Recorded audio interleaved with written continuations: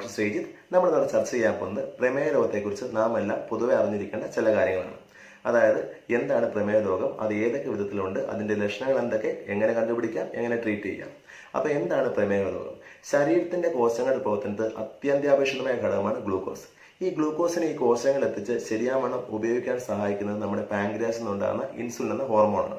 അപ്പം ഈ ഇൻസുലിൻ ഉൽപാദനം ഭാഗികമായോ പൂർണ്ണമായും കുറയുകയോ അല്ലെങ്കിൽ ഈ ഇൻസുലിനെ ശരിയാവണ്ണം ഗ്ലൂക്കോസിനെ ഉപയോഗിക്കാൻ സാധിക്കാതെ വരികയോ ചെയ്യുമ്പോൾ രക്തത്തിലെ ഗ്ലൂക്കോസിന് അളവ് ക്രമാതീതമായി കൂടുന്നു. ഇതിനെ നമ്മൾ പ്രമേഹം എന്ന് വിളിക്കുന്നു. ഇത് പ്രധാനമായും 3 തരത്തിലുള്ളത്: type 1 diabetes, type 2 diabetes, gestation diabetes. Type 1 diabetes സാധാരണ കുട്ടികളിലാണ് കണ്ടുവരുന്നത്.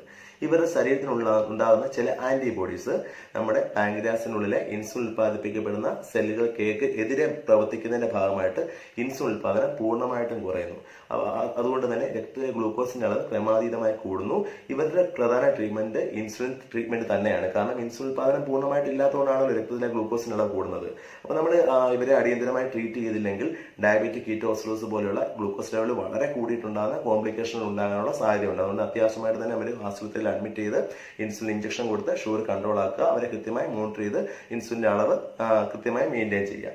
രണ്ടാമതായിട്ടുള്ളത് ടൈപ്പ് 2 ഡയബറ്റീസ് ആണ്. ഇത് സാധാരണയായി ഉണ്ടാകുന്നത് മുതിർന്നവരിലാണ്. ഇവിടെ എന്താണെന്ന് വെച്ചാൽ ഇൻസുലിൻ ഉൽപാദനം ഭാഗികമായി കുറവാണ് എന്നുള്ളത് ശരിയാണ്. പക്ഷെ പ്രധാന പ്രശ്നം ഉൽപ്പാദിപ്പിക്കപ്പെടുന്ന ഇൻസുലിന് ശരിയാവണ്ണം ഗ്ലൂക്കോസിനെ ഉപയോഗിക്കാൻ സാധിക്കുന്നില്ല. അപ്പൊ അതിന്റെ കാരണം എന്താണെന്ന് വെച്ചാൽ നമ്മുടെ അമിതമായ വണ്ണം, വ്യായാമക്കുറവ്, അമിതമായ ഫാറ്റ് അടിഞ്ഞുകൂടുക, അബ്ഡോമിനൽ ഫാറ്റ് ഉണ്ടാകുക, സ്ട്രെസ് ഉണ്ടാകുക, എക്സസൈസ് ഇല്ലാതെ വരിക മുതലായ കാര്യങ്ങളാണ്. അപ്പം ഇത്തരക്കാരുടെ ഷുഗർ വളരെ സാവധാനത്തിൽ കൂടുകയും അവർ പതുക്കെ പതുക്കെ സിംറ്റംസ് കാണിച്ചു തുടങ്ങുകയും ചെയ്യുന്നു. അപ്പം ഇവിടെ ഇൻസുലിൻ ഉണ്ട് എന്നുള്ളതുകൊണ്ട് തന്നെ നമുക്ക് ഗുളികൾ കൊടുത്ത് ഇൻസുലിനെ വർക്ക് ചെയ്യാൻ സഹായിച്ചു കഴിഞ്ഞാൽ നമുക്ക് ഷുഗർ കൺട്രോൾ പെട്ടെന്ന് തന്നെ നമുക്ക് നേടാവുന്നതാണ്. മൂന്നാമതുള്ളത് ജസ്റ്റേഷൻ ഡയബറ്റീസ് ആണ്. ഇത് ഗർഭിണി ആയതിനു ശേഷം ആദ്യമായിട്ട് ഡയബറ്റീസ് കണ്ടുപിടിക്കുന്ന ആൾക്കാർക്കാണ് നമ്മൾ ജസ്റ്റേഷൻ, അതായത് ഗർഭിണി ആയതിനു ശേഷം ഡയബറ്റീസിന്റെ അസുഖം കണ്ടുപിടിക്കുന്നു. അപ്പം ഇത്തരക്കാർക്ക് നമ്മൾ ഷുഗർ വളരെ പെട്ടെന്ന് തന്നെ കൺട്രോൾ ആക്കണം. അല്ലെങ്കിൽ പ്രസവത്തിന്റെ സമയത്തും പ്രസവത്തിന് ശേഷവും അമ്മയ്ക്കും കുഞ്ഞിനും ഒക്കെ പ്രശ്നങ്ങൾ വരാനുള്ള സാധ്യതയുണ്ട്. അപ്പം ജസ്റ്റേഷൻ ഡയബറ്റീസ് സാധാരണഗതിയിൽ പ്രസവത്തിന് ശേഷം ഒരു 6 ആഴ്ച കൊണ്ട് പൂർണ്ണമായിട്ടും ഇല്ലാതാകുന്നതാണ്. പക്ഷെ ചില ആൾക്കാർക്ക് ഇത് മുന്നോട്ട് ടൈപ്പ് 2 ഡയബറ്റീസ് ആയിട്ട് മാറാനുള്ള സാധ്യതയുണ്ട്. ഏകദേശം 35 തൊട്ട് 60% ആൾക്കാർക്ക് വരെ ഇത് മുന്നോട്ട് ടൈപ്പ് 2 ഡയബറ്റീസിലേക്ക് പോകാനുള്ള സാധ്യതയുണ്ട്. അപ്പം അതുകൊണ്ട് തന്നെ ജസ്റ്റേഷൻ ഡയബറ്റീസ് ഉണ്ടായ എല്ലാ സ്ത്രീകളും എല്ലാ 3 വർഷം കൂടുമ്പോഴും ഷുഗർ ലെവൽ നോക്കി അവർക്ക് ടൈപ്പ് 2 ഡയബറ്റീസ് ആകാനുള്ള സാധ്യതയുണ്ടോ അല്ലെങ്കിൽ ഉണ്ടാകാനുള്ള സാധ്യതയുണ്ടോ നമ്മൾ നോക്കിക്കൊണ്ടിരിക്കണം. മാത്രമല്ല ഈ ജസ്റ്റേഷൻ ഡയബറ്റീസ് ഒരിക്കലും വന്ന സ്ത്രീകൾ ഭക്ഷണത്തിലും വ്യായാമത്തിലും നന്നായി ശ്രദ്ധിക്കണം. അവരുടെ വെയിറ്റ് കുറയ്ക്കണം, വ്യായാമം ചെയ്യണം. അങ്ങനെ നമ്മൾ സ്വീകരിക്കേണ്ട എല്ലാ മുൻകരുതലുകളും നമ്മൾ സ്വീകരിക്കേണ്ടത് അത്യാവശ്യമാണ്.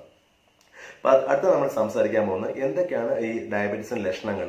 അതായത് അമിതമായ ദാഹം, അമിതമായ മൂത്രമൊഴിക്കുക, മൂത്രത്തിന്റെ അളവ് കൂടുക, വായ ഉണങ്ങുക, ശരീരം ക്ഷീണം അനുഭവപ്പെടുക, കണ്ണിന്റെ കാഴ്ചയ്ക്ക് മങ്ങൽ ഉണ്ടാകുക, ശരീരമാസകലം വേദന ഉണ്ടാകുക, ജോയിന്റ് പെയിനും മസിൽ പെയിനൊക്കെ ഉണ്ടാകുക, തളർച്ച ഉണ്ടാകുക, ഇതുപോലെയുള്ള പൊതുവായിട്ടുള്ള സിംറ്റംസ് ഉണ്ടാകുമ്പോൾ തന്നെ നമ്മൾ അടുത്തുള്ള ആരോഗ്യ വിദഗ്ധനെ പോയി കണ്ട് ഷുഗർ ടെസ്റ്റ് ചെയ്ത് ഡയബറ്റീസ് ഉണ്ടോ ഇല്ലയോ എന്ന് ഉറപ്പുവരുത്തണം.